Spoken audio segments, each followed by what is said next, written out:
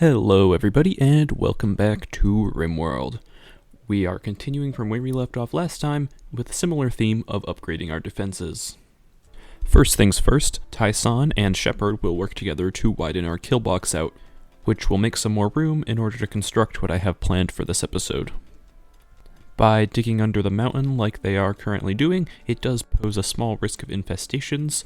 However, those only happen when it's above around 1 degree Fahrenheit, or minus 17 degrees Celsius or so, and this means that it's highly unlikely that we will ever get any infestations. While hollowing out the side of the mountain, we also find a small amount of compacted machinery, so that will be mined in order to add to our component supply. Shepard then builds more sandbags at the bottom of the killbox so that in the event of a gunfight, our people can spread out a little bit more. And while Shepard and Taesan are working on expanding the killbox, we will now be able to test our killbox out once more with a raid approaching from multiple angles. This raid consists of 4 tribespeople, so it shouldn't be a big challenge. Let's just see how it goes. Before the tribespeople reach our killbox, McTodd will quickly haul all of the rock chunks out of the way.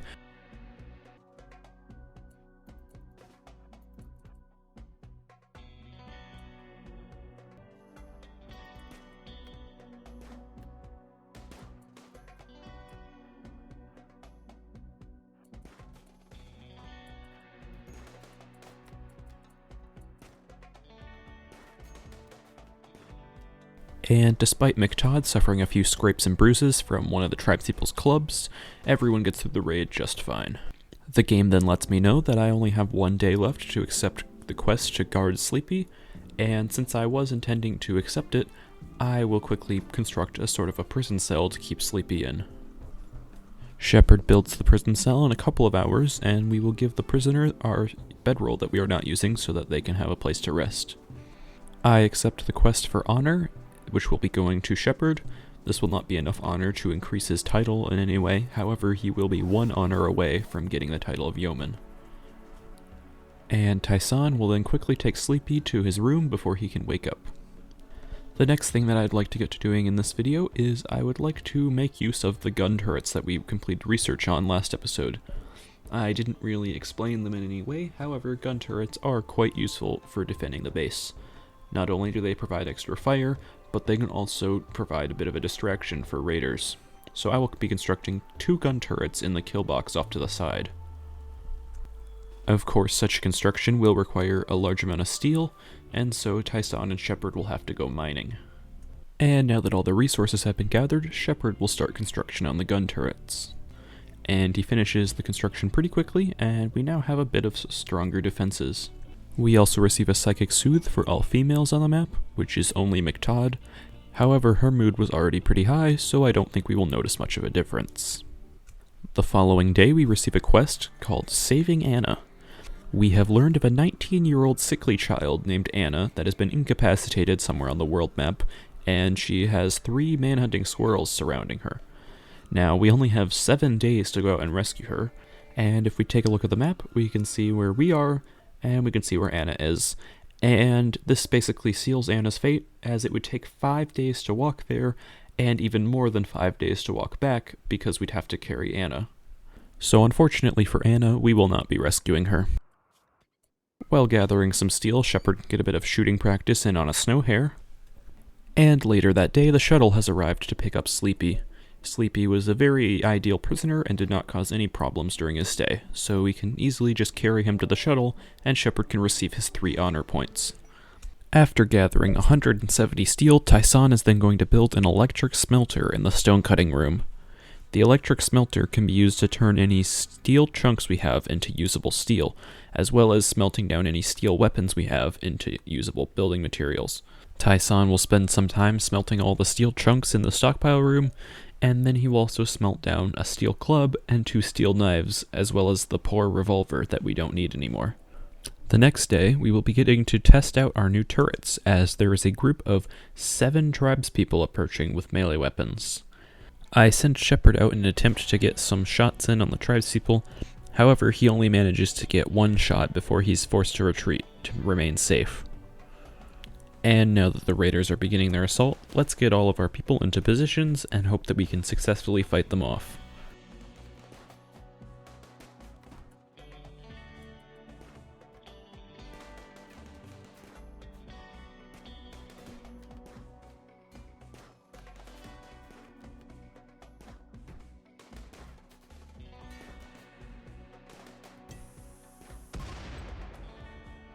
And despite nobody taking any injuries, that raid was a bit closer than I would have liked. As you can see, our turrets took heavy punishment and were both destroyed in the process. This means that we will have to rebuild them, which I would rather not do every time if it can be avoided. So let's see if we can upgrade our defenses any further so this doesn't happen again. The first step to improving our defenses that I'm taking is I am having Taesan extend the tunnel that raiders have to walk through to encompass a more snake-like pattern further out. Next, I will build some stone doors for ease of access for our colonists. I will then place some alternating spike traps throughout the tunnel, and these spike traps should be enough to stop a raid of a similar size if it were to show up again. And of course, we will also be rebuilding the turrets that were destroyed. However, this time I will be putting the turrets in a more secure location. I will be putting them in the upper right corner, with walls separating between them so that they don't explode and damage each other, and I will be surrounding them with some sandbags to prevent any oncoming shots from hitting them. That night, we also find out that spring has begun, so hopefully soon there will be warmer temperatures out here on the ice sheet. And the next evening, Shepard finishes rebuilding the turrets. The next day, while he is out mining, Tyson has a mental breakdown due to the presence of human meat in the colony, and he decides to go hide in his room for the rest of the day. And then, right afterwards, there's a short circuit, and right outside our base, our batteries explode, leaving a small fire, and putting all of our power out. After putting the fire out, in order to stop any hydroponics basins from failing, McTodd will turn off the power to the sun lamp so that the batteries could recharge. McTodd then spends the rest of her day cooking, while Shepard goes to gather the steel that Tyson skipped out on gathering. The next day, while McTodd is doing some butchering and Tyson is tending to the crops in the hydroponics basins, Shepard figures out how to produce microelectronics. Now, in order to do anything with microelectronics, we will have to set up a designated research lab, as we will have to build a high-tech research bench which will not be fitting into our hydroponics room.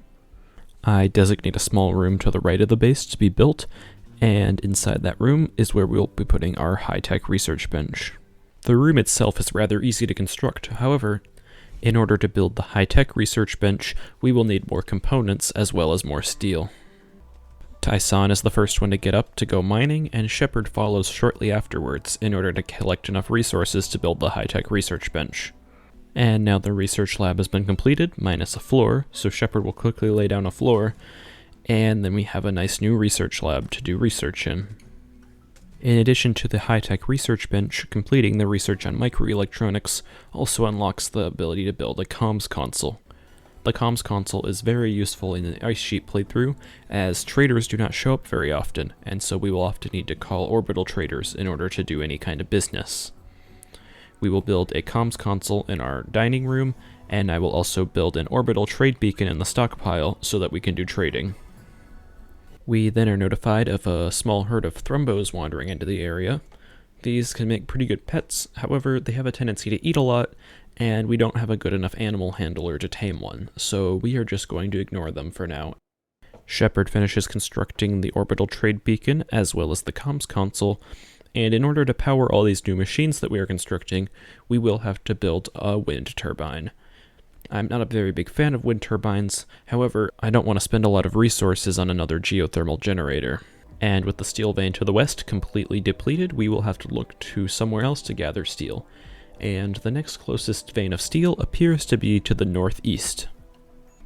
We also receive a quest called Contract Prison. However, I do not think I will be accepting this quest.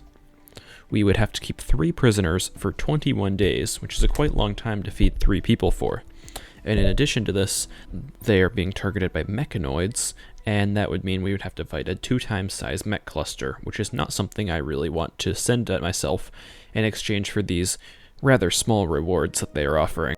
In the nighttime, we are then notified of a transport pod crash to the east of our base.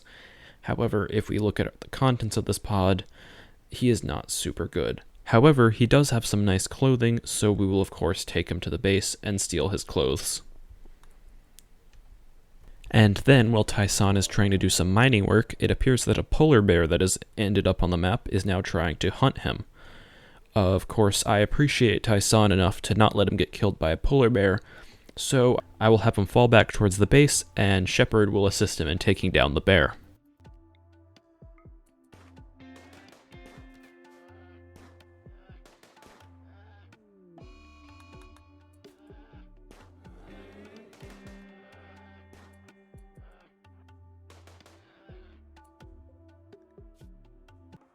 I also notice at this point that we have a bit of an issue. Just having a horseshoes pen is not enough for our colonists, as we have reached low expectations. This means that we will have to make some new kind of recreation, so I will be producing a chess table out of stone to play chess at. Then in the evening, we receive notification of some cargo pods crashing to the north, and inside there are 96 units of human leather. Human leather is not the best leather in the game, and we already have a very large amount of it. However, if nobody has anything else to do, we might take some time to carry that back to the base. Shepard will also be constructing a heater in the research lab as to not get any research speed penalty for low temperature. And now I think it's about time we pick an advanced research project to do at the high-tech research bench. And after some thought, I've decided that we shall be researching deep drilling in order to get a more efficient way to gather resources. In the evening, we receive a quest called Huntsman in the Lair. This quest would involve us leaving our base and going to take out an outpost which is being guarded by 2 tribespeople. I would like to say that the drill arm offered in this quest is quite intriguing. However, I don't think it's worth it because leaving the base poses many risks and it takes a long time to travel when you're in the ice sheet. So I think I'm just going to be letting this quest expire. We can also see that the cooler that we placed a couple episodes ago is not properly doing its job anymore because of the room next to it is heating up from all the exhaust. In order to mitigate this problem, I will be constructing a vent to the south of the stockpile room to equalize the temperature and keep the fridge cold. The following morning, we have some good news as our comms console has put us in contact with the first trade ship. Trade ships are quite convenient as you can just call them on the comms console and do some business. However, everything you need to trade will have to be within the radius of the orbital trade beacon, meaning we will have to haul all our jade and silver inside if we want to trade it. While McTodd is hauling all of our valuable items near the trade beacon, we can also see that we have an eclipse happening. However, this will not actually affect us very much. And now that all of our valuable items are around the orbital trade beacon, Tyson is going to call the trade ship on the comms console and do some business. The first thing we will sell to these traders is all of the hops that we gathered many episodes ago, as I do not see us using them in any time in the near future. We will also be selling off all of the old clothing that we've been collecting, as it is not very high quality and we will not be wearing it. And from these traders I will be buying their one advanced component, as it will be necessary to do deep drilling down the line. I will then sell them all of the jade that I will not be using anytime soon. I will buy 55 units of wood. And finally, we will also be buying 25 units of gold. The gold will be used later on down the line to construct more research equipment. However, we can be using the wood right away to construct something new. Using some of the cloth that we've been growing in our hydroponics basins, and some of the stone blocks we've been cutting, as well as some of the wood that we bought from these traders, we can now construct a granite billiards table in our rec room. This should be a good way to keep all of our colonists' moods really high, as billiards provides a pretty large amount of recreation. We then receive message of a migration of boomalopes crossing the area, and I think this might be a good opportunity for Taesan to get some shooting practice.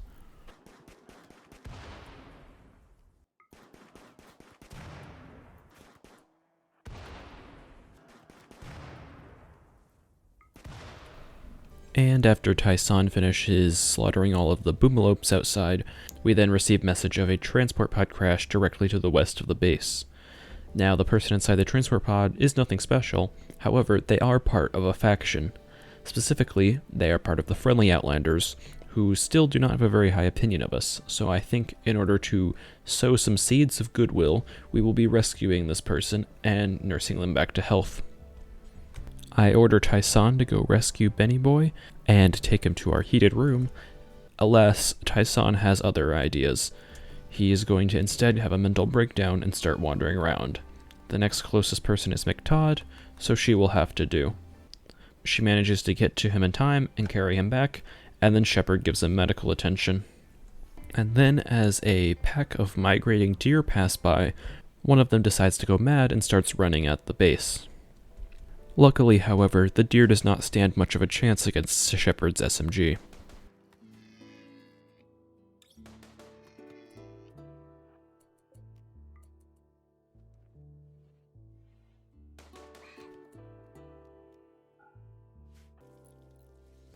We can also see that Shepard has finished constructing the granite billiards table, and it is of excellent quality. And the following morning, we can see that we are being visited by a shaman merchant from the tribespeople. As expected, they do not have very much stuff of value. However, we can sell off the 3 pieces of ambrosia that we picked up off of our raider a while ago for a mere $23. And in the evening, Shepard finishes research on deep drilling.